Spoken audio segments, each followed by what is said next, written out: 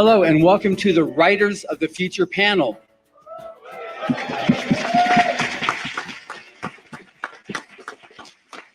So we're breaking this into two parts. The first is we're going to be able to address each one of us a few points about how to win Writers of the Future and on writing short stories.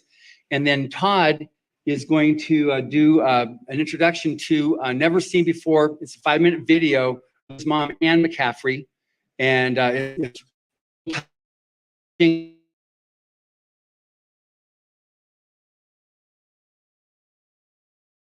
so we'll start first of all, since this will probably be the easiest way to get this out of the way. Who are you next to me? I'm Brandon Sanderson. He writes books. I write books. Yeah, and he never won Writers of the Future. I never won Writers of the Future. As Darci is quick to point out, who did win Writers of the Future. That would But be he got me. an honorable mention certificate. I got a certificate. Okay, so Darci. Oh, and Eric. Eric won, but kind of only won. He mini won. I'm Eric James Stone. I've had over 50 short stories published in various magazines and a novel out from Baen, and I won second place in my quarter at Writers of the Future. Woohoo!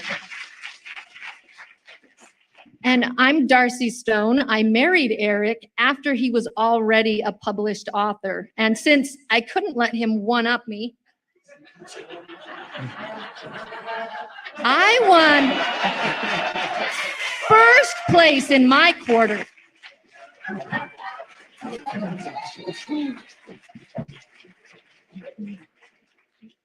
Well, I won a Nebula Award from the Science Fiction and Fantasy Writers of America for a novelette I wrote. And that trophy has a lot of glitter, but if we're going for size, I also won the Golden Pen Award at Writers of the Future.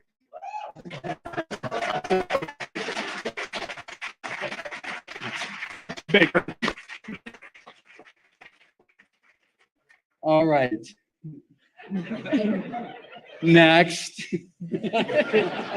I didn't win anything. It's all right, I didn't either. I'm Todd McCaffrey. I am a judge. I did not win anything, apparently. Well done. I've seen those. My mom won one. She also won the Nebula Grandmaster Award. So you guys got to work on that one. Yeah. What does the Grandmaster Award look like? It looks a lot It's like like that, one of except those? prettier. Okay. Yeah, yeah. Now, actually, I can claim some fame that'll probably drive everybody nuts. These things are made up. This is lucite, and there's a little, you can see there's a little nebula or really a globular cluster in there, whatever you want to call it, and then planets and all. When I was very, very young, my mother was one of the earliest people in the science fiction writers. She was the secretary treasurer, and she made me make all of the galaxies for the year that it won, you know, which is, it's just clear and stuff, but kind of like it started out cool and then it ended up being hard. And now, like years later, I'm going like, there are people carrying around my nebulas. So now I want them back. But this is good. And I am, of course, Anne McCaffrey's son, as you may have heard, and that's, you know, part of the reason we're here today. Exactly. Okay, and a little bit more besides this, you write books? I write books. They've heard me talk too much. I've been talking all this weekend. I write various things, but I am also a judge at Writers of the Future, and I did try to win several times, but never did. Also, he broke the universe with his latest Kickstarter, if you guys aren't familiar with it. And we are all in awe, and we're going to learn from him. Steal, you know, the rule is steal from the best, file off the serial numbers. Yes, I can tell you very easily how to do a $42 million Kickstarter, and that is start with an enormous fan base. Yeah, so just once you do that, then you can do it. Everything falls in. Yeah. Yeah. Okay, and Moon. All right. I'm Wulf Moon. I wrote my first science fiction story. It was the last award at the national level, and an editor at my first professional sale when I was 15. went out to 500,000 schools across America. So I'm still trying to be, let's say, 150, 500,000. But after that, I won about 40 awards, over 40 awards in writing, another 30 in public speaking, including Star Trek Strange New Worlds. So I'm a Star Trek author in the canon. And then the most wonderful thing I've been working on for decades, winning Writers of the Future with my story, Super Duper Moon Girl and the Amazing Moon Dawdler. And as soon as I won, I turned around and said, you know, I want to go help other people figure this out so they don't have to go through all the headbanging against the wall that I did. So inside of the Writers Feature Forum, I did the super secrets of writing a thread that I just started to help people. And that grew and grew into Wulf Moon Super Secrets, which I now have my first indie publication. I was here at FanX booth. And just concentrated that I developed help people in 8 secret shop. One of them published Writers of the Future. One of my clients, all of my clients. So I'm very happy, and it's right here is one of them proves that it works on Zach. So thank you for having me here today. Right.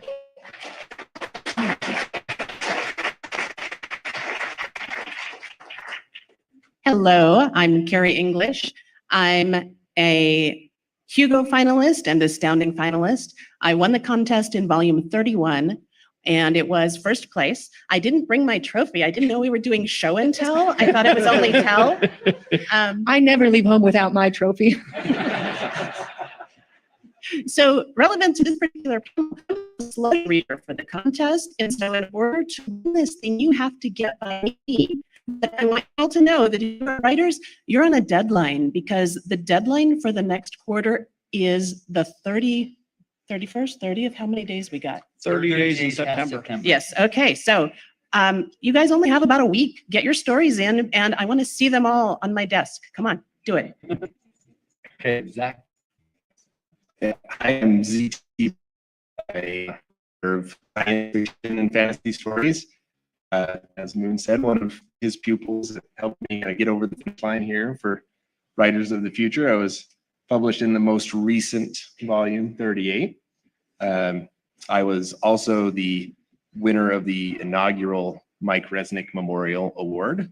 And since we are doing show and tell, I got my little trophy from that.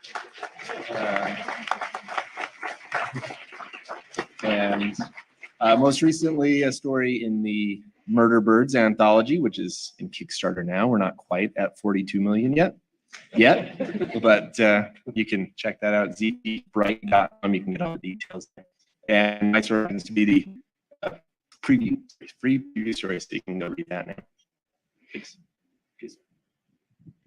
Hi, I am Martin L. Shoemaker. I am a winner, third place in the first quarter of volume 31. Kary was also volume 31, so therefore by votes, volume 31 is clearly the best volume here. The others are pretty darn good too, but we have some pride. Since then, I've had a Nebula nomination for my story Today I Am Paul. I'm losing track of how many short stories published in different anthologies and magazines. And I had a story coming out of Writers of the Future, the 24-hour story workshop, when we talk about that. My 24-hour story ended up as a top military and adventure science fiction for the year, volume 4, I think that was. So that's something that I got specifically from this contest. And my career is just, from there, just kept going. I had the #1 science fiction book on all of Amazon for the entire month of October 2019. Part of that traces to lessons learned through this contest. Great. All right, so now, just as a real quick overview, Writers of the Future was a contest, a program created by L. Ron Hubbard in 1983. It's now ready to end its 39th year at the end of this month, and we're heading into the 40th year starting October 1st. It's the one contest that exists out there, unlike any other contest, because it's a true meritocracy. The judges only see your story, if you're an illustrator, the art, and a number. They have no idea of your age, sex, nationality, ethnicity, anything. It's just strictly by the merit of your work that you will win. And so anybody that's published in this series, you're the ones who the judges say are the best of the best. As the contest administrators, we don't see anything until we get it back from the judges at number 57, 233, whatever it is. And that's to find out who the winners are. So we have no nothing on that. It's free to enter the contest. The only requirement is that you're not yourself a professional, and it's up to 17,000 words. We have entries from over 175 countries, and each year we have winners, usually from 8 different countries. It's really national and international in scope. So that's something that's been going on. Everything's funded. The winners are flown out to Hollywood for a week-long workshop taught by judges. Todd is there regularly. Brandon's there. Once. And sometime in the future, he'll be there again. And Soon. but it's tough. And then we have a big Hollywood Gala bash where we celebrate all the winners. And we usually have about 30 media that attend and cover this gala. And several celebrities come and help make the presentations. And it's a real fun thing. But the main thing on it is to help inaugurate some amazing careers for both writers and artists. And many of the winners have gone on to very, very successful careers. And we work with you a lot to be able to make that happen even after the win. We set you with media, book signings, and we still do media for winners that have won 10, 15, 20 years ago. If they can you do something, we absolutely will. We also have a Writers of the Future podcast, which right now is a finalist in 2 categories of the People's Choice Podcast Awards. Each episode gets about 1.5 million listens. And it's very, very successful as well in terms of providing tips and helping the aspiring writer with what you can do to be able to continue to persevere. So with that, one of the things we want to talk about in this is story prompts and how to win the contest. So it doesn't mean that everybody here has won the contest and we've already established, but in terms of story prompts for short fiction, which is a bit different for long fiction, I'll start with Brandon and I'll handle his disclaimer saying, well, I don't really write a lot of short fiction. He has written short fiction. It's one of them is published in volume 34. So Brandon. Okay. Yes, by short fiction, we mean under 200,000 words, right? So you want basically short story advice is what you're looking at. Yeah. When I am judging the stories, I am looking for the classic things that make a story work. I am looking for an introduction that introduces me to a character, and I'm seeing the world through that character's eyes.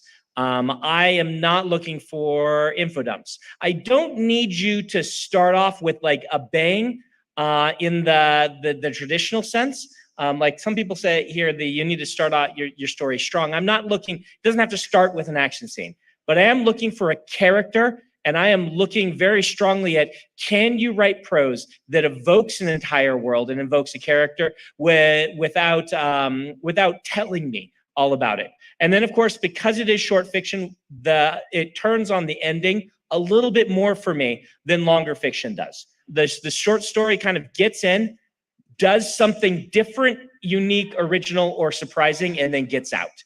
And that's one of my main criteria is, did this feel different? I feel like short fiction is a little bit better when it's a little more experimental. So great, thank you. And Todd? Actually, I was going to say the same thing.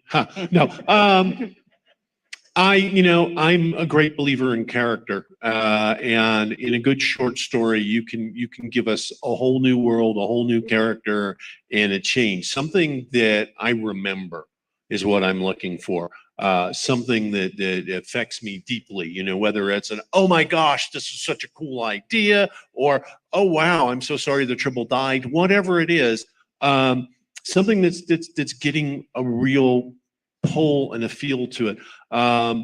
You'll know you're doing a good story when the emotions are in you and coming out on the paper. Great. And then Darci and Eric. Yeah, I'm going to focus a bit on the whole prompt issue because a lot of my stories have been written based on prompts I've gotten from someone else that have sparked my imagination. When I was a published finalist with Writers of the Future, before I was a winner, I went to the workshop and Tim Powers gave me a packet of sugar and said, pretend it's salt. And so I started researching salt. And I found that some people thought that salt was cursed because Judas at the Last Supper spilled salt. And combining that with the idea of an artist, because the other thing we had to do was interview someone, and I ended up interviewing a caricature artist on Hollywood Boulevard by paying him to do my caricature. And so I then combined those two ideas together and came up with a painter who uses this cursed salt to essentially get his soul out of his body and into his paints so he can do magical things with his paints. And so that comes from, hey, this is, you pretend it's salt. You can develop a prompt and take it in all sorts of weird directions. And I don't have a lot to add except for, I mean, just remember they're reading thousands of stories. So there needs to be something about your story that is different. If it just reminds them of the other 20 stories they read, even if it's well written, you're less likely to move to the next step. So try to think of something that's unique that hasn't already been done 100 times. Great. Moon? So as to prompts, join the Writers of the Future forum. And on the thread, the Super Secrets, every Monday I post a new prompt for writers. So join the forum, it will help you win this contest. And then those prompts, the writers that are following along with it, do them, like Zach or Zeet, I call him. He did one of those prompts and that turned into his Resnick Award winner. So doing prompts is important because every anthology, almost all of them will say, we want you to write a story about space unicorns. All right, they won't all tell you that, thankfully, but they will say, this is what we wanted on. If you've been doing prompts regularly, you'll be able to write a fresh, original story on the very thing they're asking for, and you'll be ahead of 90% of the other writers who tagged on a space unicorn on their medieval warfare story. So you'll actually have a chance of selling to that anthology. The other thing that I work with writers on is heart's desire. If you can create an emotional story by finding the very heartfelt thing that your character wants and build your entire story around that, you can win not just Writers of the Future, but anything. So I really encourage you to do that. Great. Kary? Alrighty, I'm going to give you a couple of don'ts. So even though we're a contest, we are a market and we're a PG-13 market. So that means that you need to leave the strong profanity out of the story. We won't print the F-bomb. So if it's in your story, it might not get an absolute rejection, but it's going to keep you from winning. We also won't print racial or ethnic slurs, not even if they're coming out of the mouth of your villain, or if you're saying, oh, but this person is bullying my character and that's why they used the N-word. We still won't print it. Look up standard manuscript format and follow it, please. I've had stories submitted on black backgrounds with rainbow bolded text and it's too hard to read. So let's see what else. No fan fiction. I love fan fiction. I've read fan fiction, I've written it, but we don't accept it because it's a copyright problem. No song lyrics, also a copyright problem because we can't be chasing down whether or not it's public domain.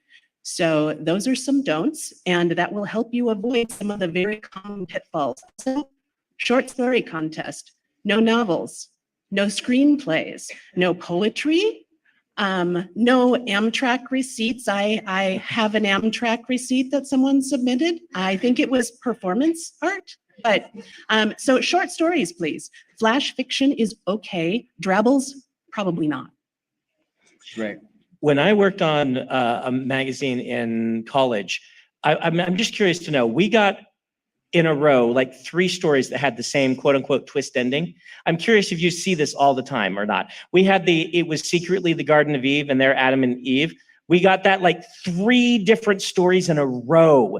So we made it kind of meme, never do that in your story. Do you see that? Absolutely. The whole, oh, they're Adam and Eve. Oh my God. It still happens. We still get a number of those. A couple quarters back, it was flying whales. I don't know where the flying whales came from, but there were several stories about flying whales. Sometimes I think that it's an anthology where these are the stories that didn't make the anthology call, or sometimes I think that they could be from his prompts. We had some really good stories that had to do with tree roots. And they fortunately were very different. They weren't like all copycat of the same story, but yeah, sometimes we see themes. And we still occasionally get the story about the brave sperm fighting its way to the egg. Have you been getting a lot of pandemic stories? Yes. Oh, and look, it's been going on for 3 years now. So the only pandemic story that's ever made it past me, it wasn't COVID. You could tell it was kind of COVID adjacent, but it had vampires and cops in it. And it was really, really cool. But I have rejected a lot of stories that's like, COVID turns people into zombies. So it does need to be, it needs to be original. And the problem with COVID turns people into zombies is that it won't be fiction in a couple of years because we'll know, no, it didn't. Or we'll know, yeah, it did. So That being said, my story that won in 2018 was about a pandemic that started in China. So Go figure. Be ahead of the curve, not behind. Okay. Okay, ZT. To Kary's point about a short story contest, if you're trying to win or get published in short stories, I think if you're trying to get there and you haven't gotten there yet, you've probably got a problem with pacing. You're probably trying to write really short novels in a novelish way. And so working on your pacing, as Brandon said, kind of getting into an interesting beginning and making all your tri-fail cycles and your characters' attempts to do something snappy and quick and pull the reader through. You don't have time to send your characters on side quests and all that sort of thing in a short story. So get in, get out, and make it snappy. Okay, Martin. All right, I want to preface this with a comment because I'm about to crash the party on some of what came here before. I was reading recently on a phenomenon they call open label placebo. It's a test with placebo for controls where they tell you you're getting the placebo and people still feel better because there's something going on in the psychology of this, which is why I'm about to say something that's going to have them all scream at me. Prompts are bollocks. They're useful bollocks. It's like the placebo effect. The real point is you're not moving right now on your writing. The prompt is to trick you to get moving. And if the prompt is off in that way, and you write a great story off in that direction, that's a win. Unless you're trying to meet a very specific theme, that's a win. So when we talk to you about prompts, don't feel like you're failing if you can't follow the prompt. If you start producing words, keep moving. Thank you on that. Now, what I'm going to do here is Todd's going to introduce this short video of his mom, Anne, and then we're going to open up the rest of the panel to questions. So we have the microphone set up there. So if anybody has questions for anybody in the panel, you can queue up there. But anyway, so Todd, please, a quick little intro to Anne McCaffrey. So mom became a judge, gosh, I can't remember when, years back now, over 25 years ago. And she always believed in pay it forward. And what we're going to have here is a quick video made up from interviews with her, advice from a master, and I hope you guys enjoy it.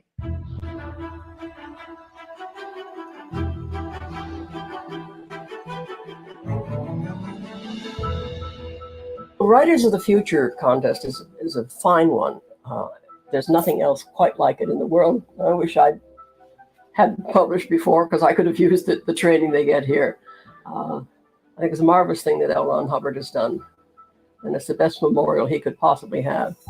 When I first heard about the contest, Algis Budrys, who was one of the organizers, was telling me all about it. I think it was a marvelous idea. And of course, I got hung with it. I didn't mind. It was interesting to see what people were writing about and how they were handling new material. So I've been a judge ever since. I'm damn proud of it. The Writers of the Future contest gives them a great deal of confidence, for one thing. Somebody wants to publish something they've written. It's hard enough to write and to get published. This at least offers them an opportunity of having their stories seen very quickly. And some of them have gone on to do very, very well indeed. Oddly enough, although there are many processes between your sending the story off and getting it published, if you mean it from the depth of your heart, that emotion comes across to the reader. And very often you've read a book and it's because the writer himself or herself was not involved enough with the storytelling. That's, I tell people, tell me a story and write it. That's the hard work, putting the bum down in the chair and the hands on the keyboard and doing it. But I've had quite a few people who have actually sat down and done it and then set it off.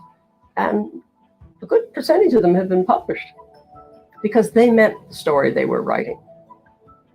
Many people come up and say, I have this marvelous story. I said, well, sit down and write it. Oh, I couldn't. I said, why not? But you're published into, I said, it has nothing to do with it. If I tell the facts of your story, it will not be the story you would write because your involvement makes a difference. And that's true. In one of my first stories, The Ship Who Sang, I used emotion, grief, as a main mechanism behind it. And I can't read the story aloud. I usually have a script. I get somebody else to do the last part because I always burst into tears. And I was doing an interview at one of the British conventions, and the BBC was filming us, and they were right in front of me. And my son was doing the other part, who is now a writer, published writer. And we got to the part where I stopped and let him take over. And I looked over at the cameraman, and they were crying. My golly, that story still is worth something when you can make BBC hardened cameramen cry. I have felt every single story I have ever written. And at one point, the story itself required me to kill two of my great characters, Master Harper Robinson and Ivos, the artificial intelligent voice address system, which is how my people, 2,000 years away from his ordination, if you want to call it, he was able to figure out the linguistic changes between the then and the now. Both had become so important to the inhabitants, they were relying on them instead of their own wisdom, which they had plenty of. So the Avos turned himself off, and Robinson died because there is a time for everything. That I use as the last flicker on the. Making me do it again. But the tears were streaming down my face because I was killing a marvelous person. But he too knew that the time had come for him to go. Oh Lord, everyone gets mad at me for killing my people, but it's sometimes dramatically necessary.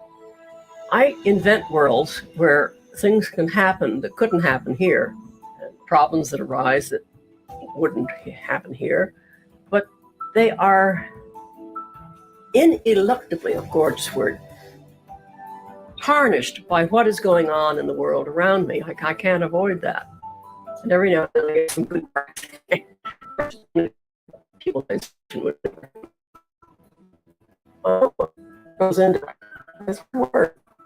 It is lonely, but oh, the reward when you see your name in the bookshop. That's mine. It's great. There's nothing else quite like it.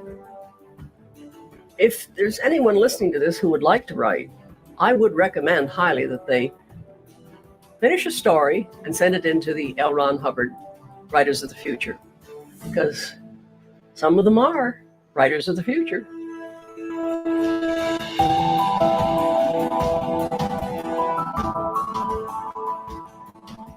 Yes, that was the world premiere of that one.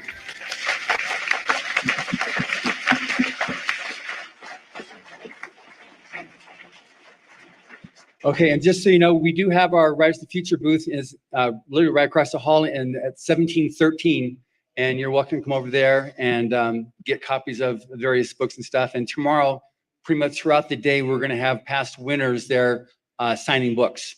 So let's start now with their Q&A. So ladies first.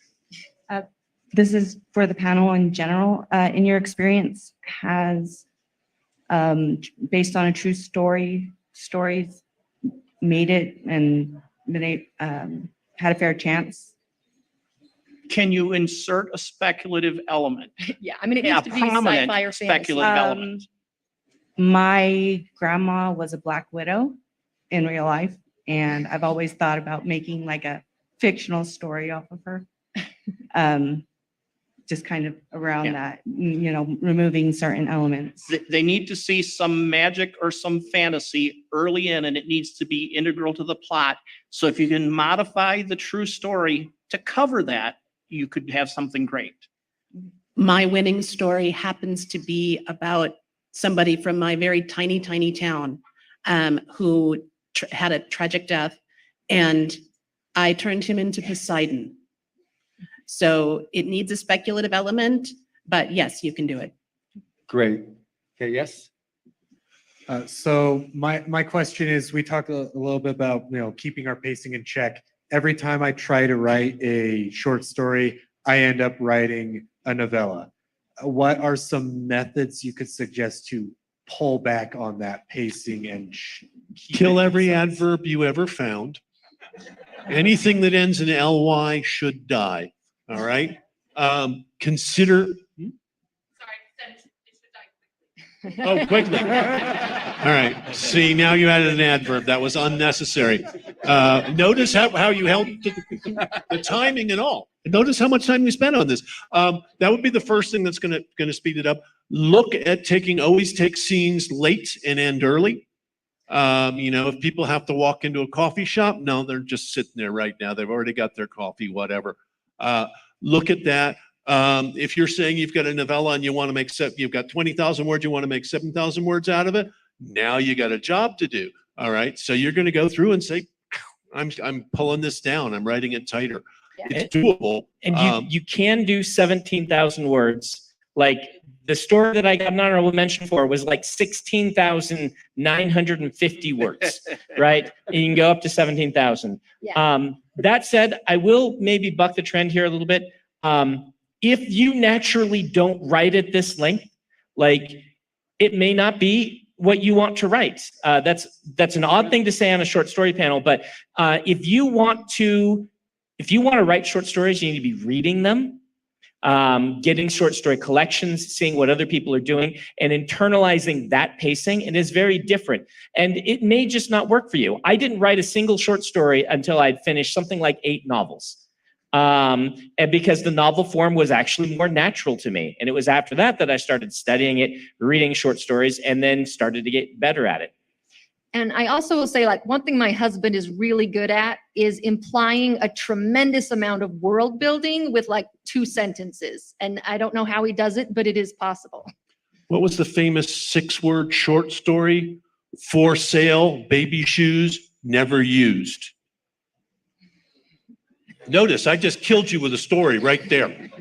6 words, guys. So something to think about. One thing, I agree that longer allows you to do a lot more, but sometimes shorter can be just so amazing. And sometimes that a lot more you don't need if your target is short. A very rough mathematical rule of thumb is 2 characters are twice as big of a story as 1, but 3 characters are 6 times as big. 4 characters are 10 times as big. Look for those characters and say, do I need all of them to concentrate on the gem? Good. All right. Thank you. Okay, Yes. so I'm just wondering, I know failure happens a lot, like you submit your story and it doesn't go through, or you get submitted and it goes through, but you don't win. I'm just curious, for those of you who actually did submit in the contest and win, how many times did you submit before actually We'll let winning? Moon Yeah, address Wulf, it. want to answer that? I probably entered over 40 times. And I'm a novelist disguising himself as a short story writer. But I wanted to perfect short story first before I moved on. I didn't want to write the 8 novels first. Sorry, Brandon. I wanted to have something first and then move to that so that my first one will sell. That was just my thing that I wanted to do. And I knew I could win Writers of the Future. So it was incredibly frustrating to me that I would get semifinalist and I couldn't hit it. But I had to learn to kill my darlings. And when you hit semifinalist, you get a critique from the coordinating judge, which was David Farland at that time. And he said, Moon, he said, on the level of world building alone, your story was probably greater than all the other stories that were submitted. He said, and I so wanted to make it a winner, but you have to learn to kill your darlings. And that's the problem when we begin writing, that we think we have to stick everything in there but the kitchen sink so people understand it. Instead, trust your readers that they know all of that stuff or will get it. And that's why Eric's trick works, where you can hint at a few things very smartly and it will open up gigantic worlds like the Argonauts and Lord of the Rings. It says so much just seeing those giant statues there as they pass along by. Right. So does the no fan fiction rule extend to public domain works? For example, would a work involving Cthulhu or Hamlet, but he's a werewolf now, be an automatic reject? So if it's a public domain work, it's okay, but all of it has to be public domain. For instance, there are parts of Sherlock Holmes that are not, and we're not going to take the risk because we don't have time to chase down whether or not you did all your homework. Also, there's an originality problem when you're writing in someone else's universe, and it will be harder for your story to be as original as completely made up stories. So yes, you can do it. Even when you're using like vampires and werewolves, we've had vampire stories win. We've had werewolf stories win. But you have to have an original vampire, werewolf, Cthulhu story. So yes, but be careful. Thank Be you. original. All right. So mine is, what internal conflict is a timeless go-to for future writers? What internal conflict for a character are you talking about, or is it conflict Yes, that drives 'cause us? We all know that stories are usually driven by the internal conflict of a character, but a lot of times there's very many because you want to be able to relate to the reader. So what timeless one is there you could go to? The most famous one is the conflict between what you want and what you need. This is the classic one that's brought up. The character coming to learn that the thing they wanted, they need to give up for something that they need or that is a greater need. And that's like the most famous one, I think. Yeah. A variation on that is putting in conflict what the person wants most and what they fear the most. Mm. And a slight variation from there is identity. There's, I forget the great screenwriter who argued that all great internal conflicts ultimately come down to who you really are, which is part of that conflict of want versus need and so on. So is that like a good one that anyone can go to and that would really work? I mean, all of these can. It just depends on the story you're writing. Make it personal to you. Start with that. Like, pick a conflict from your life, expand that into a character. Yeah, please don't make the mistake of writing for us. Mm-hmm. You need to be writing for you. Then you want, David Gerald has this great thing. He says, I write what I want and you pay for the privilege of reading over my shoulder. And that's, I'm really, the stuff you love, that's what you want to work on. And you get because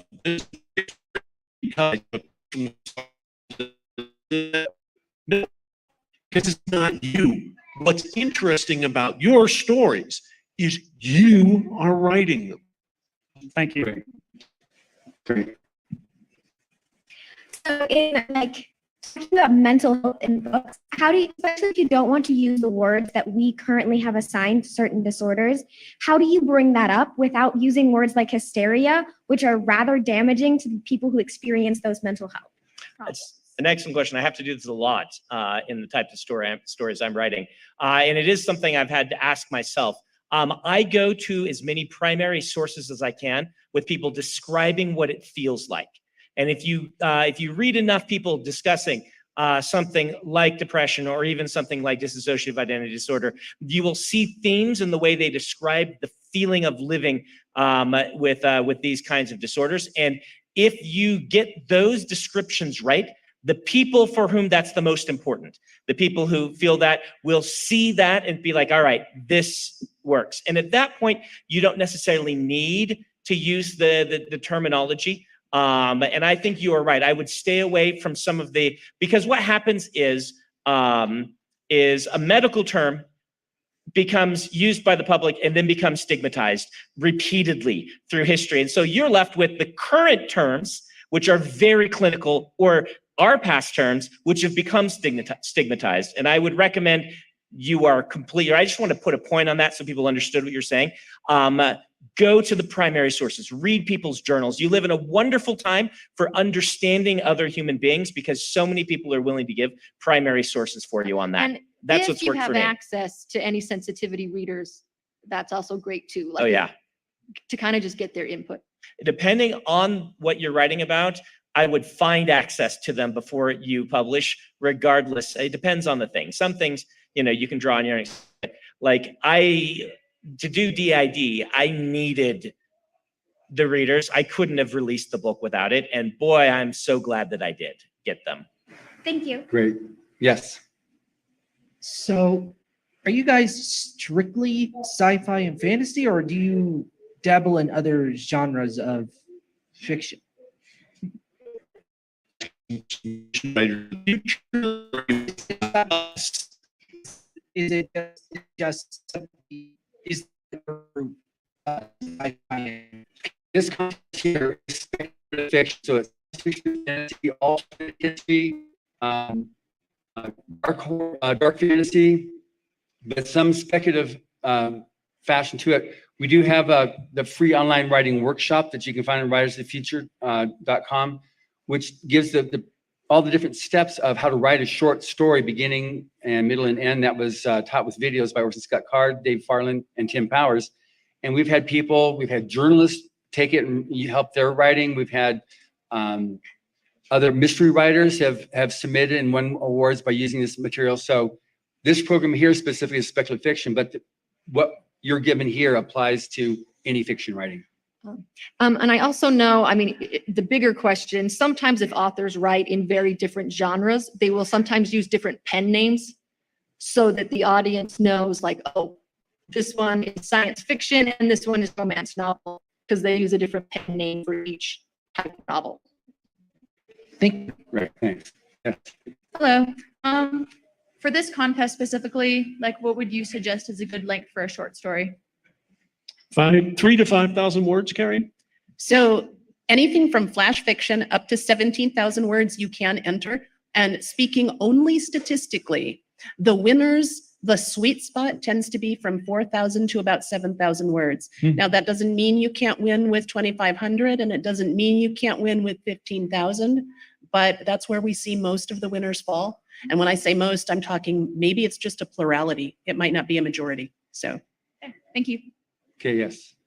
Okay, you kind of answered this a little bit, but how would you suggest someone to get into like these genres that are oversaturated, like sci-fi, vampires, zombies, stuff like that? Do you mean for the contest or just general publishing? Contest and in general. Write what you love is number one. I sat in the audience at a panel at at World Fantasy early 2000s, where a bunch of editors said, please don't write vampires fiction. Don't send it to us. We are not buying it. The vampire genre is dead, pun intended. And then Twilight came out 1 year later, right? And so we don't know what is actually saturated. Write what you love. Now, I think it is excellent advice that you should have your own take on it. You should add to the conversation. This goes for whatever genre you're writing in, whether it's vampire fiction or whether it's mysteries or whatever. You should be read in that genre and then be adding something. Say, where can I take it in a different way? What is my mark upon this genre? Asking yourself that and asking where your passions are, that will lead you to add your distinctive stamp, I think is going to lead you to writing something that will work regardless of what the genre is. Great. Okay, yes. Thanks. Yeah. This is more of a personal writing style question, but how many words do you generally write per day? I've been told by one person that we should never answer that question. Well, partly because then you sit there and say, well, I can't hit that goal, so I can't write. I asked, I think it was Fred Pohl a long time back when I was a teenager. And he says he tries to write 1,000 words a day. I think that's a nice number. But you have to understand, who was it? I'll get his first name all wrong. Taika Waititi? Taika Waititi? Yeah, did I get it right? The director? Yeah. Mhm. Yeah, he said that he sat in front of a blank screen on final draft for 8 hours, and that's a day's work for him. It happens. So there's that. Frankly, you got to follow Todd McCaffrey's first law: allow yourself to be bad. Then Todd McCaffrey's 0th law, which is write what you love. But I wouldn't sit there and say, I only wrote 20,000 words today. I'm a slacker. Just write it. You will find, personally, what I found is that I'll get to a point where I think I'm done, 1,500 words. And then if I just give myself a bit of a nudge, I can get another 1,500 words. So. And it gets faster with practice. I have data on the first story I ever dictated. I dictated 6 words per minute. Today, if I don't do 30 words per minute, I feel like I'm failing. I have had 50 words per minute days. One story, I had 100 words per minute with practice. So if you set a goal today, set a larger one next month. All right, cool. Thank you. I was just wondering, how do you react when you find that your writing seems to be getting a little repetitive as you go along the story, short or enough, just enough? How do you try to spice it up, trying to make it less competitive if you're getting to that point? Well, what I would suggest is, because there tend to be cycles of things, try-fail cycles. And what you do is you keep upping the stakes so that it's not just the same thing, it's something bigger, and the failure is bigger as well. Kill somebody. Okay. Changing the setting always really helps for me. If I'm in the middle of a book and I'm I feel like I've had too many people, sitting and talking about something, then I move to a new location. Okay. Thank you. Yes. Now I just got so I'm sorry for the rest of you that we won't be able to answer your questions, but several of these people will be at our booth tomorrow from 11 a.m. till 5 p.m. and you're welcome to come over and talk to them and get other questions answered. But anyway, thank you very much. Any last words from our panelists here? We've got please submit. Yes. And don't feel like I'm not ready. You are ready. The worst that can happen is you get a rejection and you learn something from it. The best that can happen is you can surprise yourself. Volume 31, the best volume. One of our members in that book, it was literally his first submission ever. So we don't hate him much, but you're ready to try. Great, and thank you very much. Thank you very much. Well, thank you, Brandon Sanderson, Todd McCaffrey, Kary English, Martin Shoemaker, Eric James Stone, and Darci Stone, Wulf Moon, and ZT Bright. Thank you for listening. Subscribe to the Writers of the Future podcast wherever you get your podcasts. We've also been syndicated on the United Public Radio Network, where you can find these podcasts as well. I also want to thank Carnation for sponsoring this show. Their support is very much appreciated. Writers of the Future series can be purchased wherever books are sold in the US, Canada, the UK, Australia, and South Africa, and available everywhere via Amazon.com. Writers and Illustrators of the Future are contests created by L. Ron Hubbard to provide a means for the aspiring writer and artist to be seen and acknowledged. It is free to enter and open to amateur short story writers and artists of science fiction or fantasy. Again, thank you very much, Salt Lake City FanX.